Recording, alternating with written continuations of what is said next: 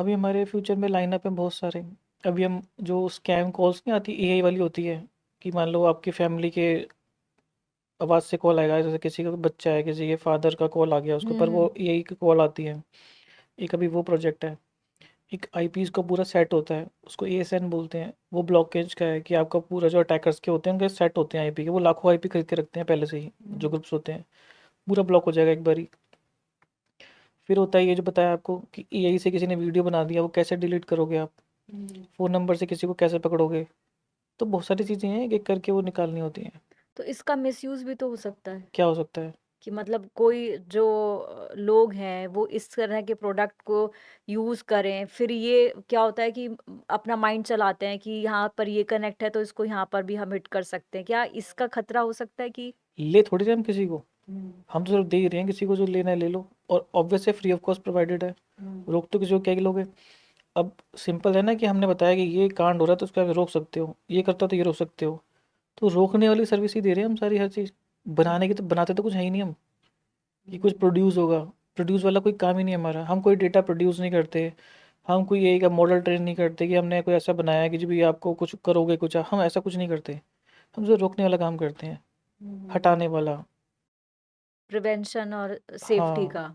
तो हमारा ये काम है। देते किसी को कुछ नहीं कि हमने कोई कुछ मॉडल बनाया जो यही का और ट्रेन करके आपको देंगे। हमारा जो यही का मॉडल है वो उल्टा ये बताता है कि किसी ने ये कांड किया तो उसको कैसे रोक सकते हो। हम्म।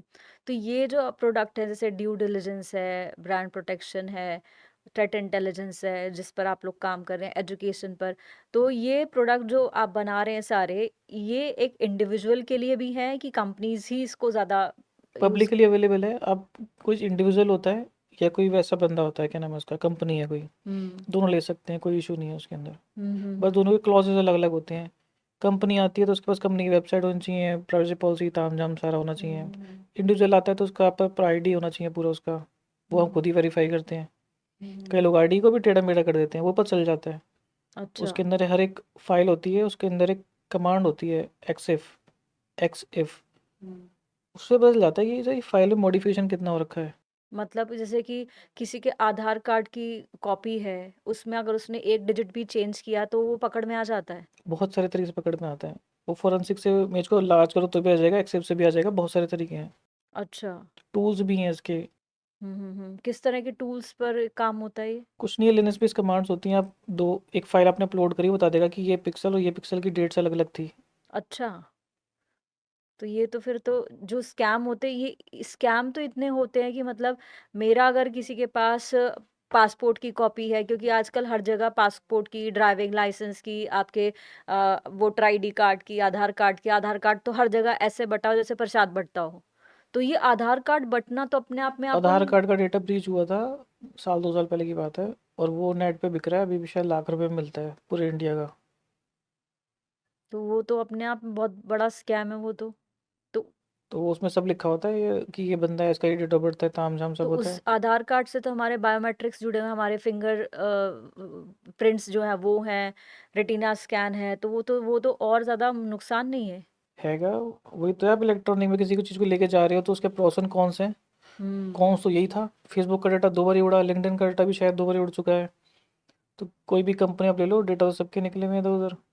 तो ये जो गवर्नमेंट की एजेंसीज़ हैं, ये तो प्राइवेट कंपनीज़ हैं जो काम कर रही हैं जिनका उड़ा है, तो गवर्नमेंट भी अपने नहीं बचा पा रही है, किसी का कोई भी प्लेटफ़ॉर्म उड़ जाता है। तभी तो कह रहा हूँ कि आप पहले रोकना तो सीखो, पहले किसी को रोकोगे कैसे आप? अब जहाँ रोक लिया आपने तो आधा काम तो आपका वही हो गया। हुँ, हुँ, अब हुँ। रोकने के बावजूद कोई बंदा आपका आ गया, उसके पास होमवर्क करो फिर बैठ के। वो तो आपके लिए एक अलग लेवल पे चैलेंज होगा अगर वो उसको भी बाईपास कर आता है जो सिक्योरिटी आपने लगा रखी है। बहुत सारी चीज़ें होती हैं। अब क्या होता है कि अब पहले तो आपको जब नहीं समझ में आता है कि आपके साथ हो क्या रहा है, आपको जब नहीं पता तो ज़्यादा उसमें करो ही मत कुछ। अब हुँ। आप कहीं जा रहे हो, नेट को बंद रखो, फालतू के फ़ोन पिक मत करो, नो नंबर कॉलर के। जो फालतू लिंक्स आते हैं उस पर क्लिक मत करो। जो हुँ। एक नंबर आता है, कभी कोई बैंक या कोई एजेंसी आपको सेंड करती है ना, कोई ढंग का होगा, उस पर लिखा होगा ए बी, मतलब ए बी वाला 2 लेटर लिखे होंगे अल्फ़ाबेट के, फिर माइनस, फिर तीन तीन के 2 लेटर लिखे होंगे। अगर स्कैमर होगा वो आपको एक नंबर से भेजेगा, पूरे एक नंबर +91 या 92 पाकिस्तान का होता है, 91 इंडिया का होता है, वो पूरे नंबर से भेजेगा। स्कैम वाला बैंक लिखेगा मैं बैंक से हूँ, एक्सिस बैंक, OTP डालो, ये करो, वो आपको 10 डिजिट से आता है। बैंक आपको 10 डिजिट नहीं भेजता, वो आपको भेजता है 2 लेटर हाइफन, फिर आपके पास 6 लेटर होते हैं, फिर वो मैसेज आता है। ऐसे ऐसे और भी चीज़ें हैं, टिप्स जो आप बता सकते हैं कि हम पहले फर्स्ट गो के अंदर कैसे आइडेंटिफाई कर सके कि ये स्पैम है कि कैसा है? क्योंकि कई बार मतलब जैसे कि ट्विटर की साइड है, एक्स की साइड जो है वहाँ से आता है, उस पे लिखा तो एक्स होता है, बना भी लोगो उसका एक्स का होता है, लेकिन वो आप पहली बार में लोगो पे ही आपका ध्यान जाता है। तो उस टाइम क्या करना चाहिए? क्योंकि कई बार ऐसा होता है कि हम सिर्फ लोगो देख के मान लेते हैं कि ये ऑथेंटिक साइट से आया है। एक वेबसाइट है safer.com, वहाँ जाओ, एक प्लगइन है उसको इंस्टॉल करो, आपको बहुत लंबा फ्री ट्रायल मिलता है। वो क्या करेगा, आपके जितने भी मालिशियस डोमेन है उनको खुलने से पहले ही ब्लॉक कर देगा, जाने नहीं देगा। Simple is that. Hmm, hmm.